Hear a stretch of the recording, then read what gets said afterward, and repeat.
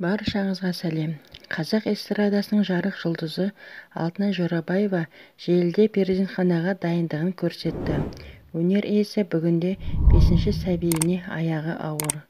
Айы күні жетіп отырған әнші Инстаграм парақшасында оқырмандарымен байланысқа шығып, қазіргі жағдайын айтты.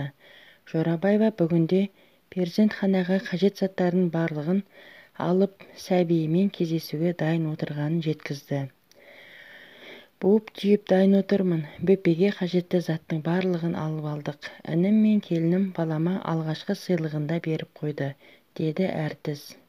Айта кетейік, бұл Алтынай Жорабаеваның 5-ші перзенті болмақ. Әншінің бірінші некеде туған 4 қызы бар. Өнер иесі аяғы ауыр екенін хабарлағанымен, болашақ сәбиінің жынысын көпшілікке жария етпеді.